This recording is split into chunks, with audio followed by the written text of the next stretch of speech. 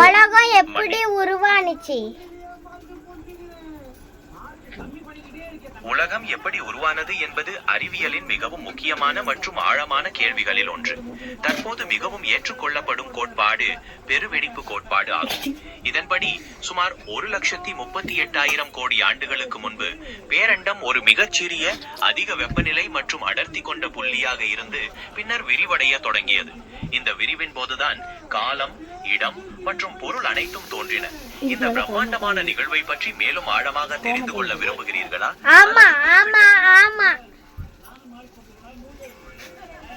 அப்படியானால் இந்த பெருவெடிப்புக்கு பிறகு என்ன நடந்தது என்று தொடர்ந்து பார்க்கலாம்.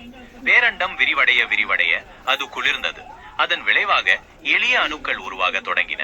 இந்த அணுக்கள் ஒன்று சேர்ந்து விண்மீன்கள், கோள்கள் மற்றும் விண்மீன் திரள்களை உருவாக்கின. கோடிக்கணக்கான ஆண்டுகள் கடந்து நமது சூரிய மண்டலமும் பூமியும் தோன்றின. இந்த செயல்முறை இன்னும் நடந்து கொண்டிருக்கிறது. பேரண்டம் தொடர்ந்து விரிவடைந்து வருகிறது. உங்களுக்கு இந்த பெருவெடிப்பு பற்றிய எந்த குறிப்பிட்ட பகுதி மிகவும் ஆர்வம் தருகிறது? பூமி உள்ள எப்படி இருக்கும்? சூடா இருக்குமா, நெருப்பா இருக்குமா, இல்ல மழையா இருக்குமா? பூமி உள்ளே மிகவும் சூடாக இருக்கும். நாம் வாழும் மேல் பகுதி தான் மேலோடு என்று அழைக்கப்படுகிறது. அது எப்படி இருக்கும்? அது எப்படி இருக்கும்? சூடா இருக்குல்ல, அதுல கைய வச்சா என்ன ஆகும்? பூமிக்குள் இருக்கும் வெப்பம் கற்பனை கேட்டாதது.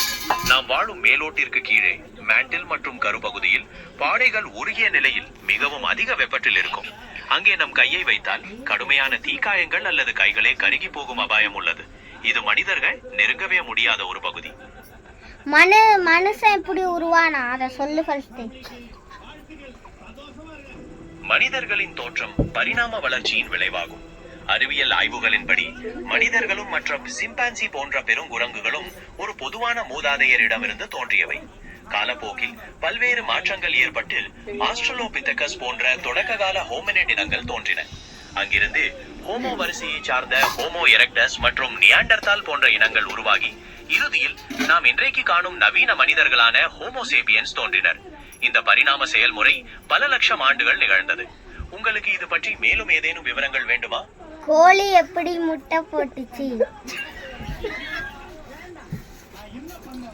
கோழி முட்டையிடுவது அதன் இனப்பெருக்கல். முட்டையில இருந்து கோழி வந்துச்சா இல்ல கோழியில இருந்து கோழி வந்துச்சா? இது ஒரு சுவாரஸ்யமான கேள்வி. அறிவியல் பூர்வமாக பார்க்கும்போது முட்டை தான் முதலில் வந்தது என்று சொல்லலாம். ஏனென்றால் அது எப்படி வந்துச்சு? பரிணாம வளர்ச்சியின் படி கோழியின் மூதாதையர் பறவைகள் படிப்படியாக மாற்றங்களை சந்தித்து வந்தன. இந்த மாற்றங்களின் போது ஒரு கட்டத்தில் கோழிக்கு மிக நெருக்கமான ஒரு பறவை சிறிய மரபணு மாற்றத்தை கொண்ட முட்டையை இட்டது. அந்த முட்டையிலிருந்துதான் முதல் உண்மையான கோழி பொரித்தது. ஆக மரபணு மாற்றம் கொண்ட முட்டை தான் கோழிக்கு முன்னால் தோன்றியது. இதுதான் அந்த சுழற்சியை ஏற்படுத்தியது. கடல் எப்படி உருவானுச்சு? ஆரம்ப காலத்தில் பூமி மிகவும் வெப்பமாக இருந்த போது அதிலிருந்த எரிமலைகளிலிருந்து வெளியேறிய நீராவியானது பல்லாயிரக்கணக்கான ஆண்டுகள் குளிர்ச்சி அடைந்து மழையாக பெய்தது. இந்த மழை நீர் பூமியின் பள்ளமான பகுதிகளில் சேர தொடங்கி அதுவே பிற்காலத்தில் கடல்களாக உருவெடுத்தது. இந்த செயல்முறை மில்லியன் கணக்கான ஆண்டுகள் தொடர்ந்தது. உங்களுக்கு இது பற்றி மேலும் ஏதேனும் விவரங்கள் வேண்டுமா? லெவியாத்தான் உண்மையிலே இருக்கா?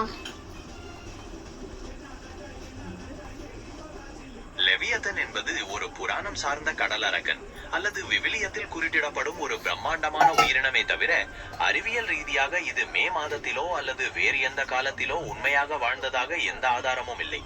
இது பெரும்பாலும் கற்பனை கதைகளில் தான் வருகிறது. உங்களுக்கு இது பற்றி வேற ஏதேனும் சந்தேகம் உள்ளதா? கடலூர்ல இருந்துச்சாமே, கேள்விப்பட்டேன்.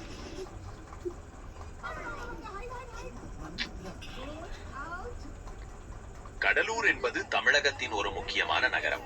ஆனால் லெவியதன் என்பது ஒரு கட்டுக்கதை உயிரினம் என்பதால் அது கடலூரிலோ அல்லது வேறு எங்குமோ உண்மையாக வாழ்ந்ததாகவோ அங்கு இருந்ததாகவோ எந்த தகவலும் இல்லை. நீங்கள் இதை எங்கே கேள்விப்பட்டீர்கள் என்று எனக்கு தெரியாது. யூடியூப்ல கேள்விப்பட்டேன், சொன்னாங்க யூடியூப்ல.